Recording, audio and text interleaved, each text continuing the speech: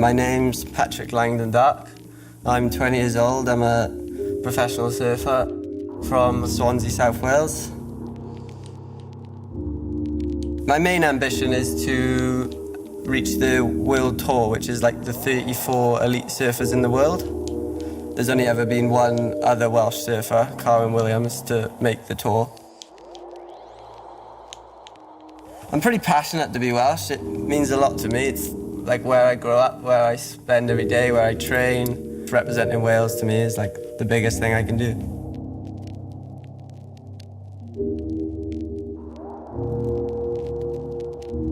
Welsh independence to me it's quite complicated because I have different views on it. I think in terms of the economy, I think possibly Wales could struggle to be fully independent, but then I also think I'd like to see Welsh independent because hopefully the country could thrive from our natural resources. All the natural, beautiful places we have, it would be nice to see, local people benefit from tourism and to earn from that without wrecking it.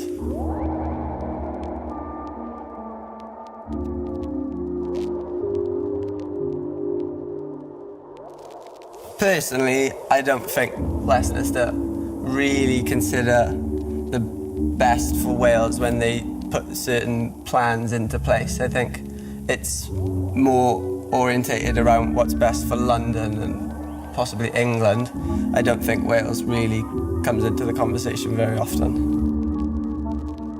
I just think independence is you controlling your outcome, whether that be I'm not going to ride this wave, I'm going to ride that wave, or it's, it could mean a lot more powerful things. But to me, being independent is just deciding your own outcome and no one else deciding it for you.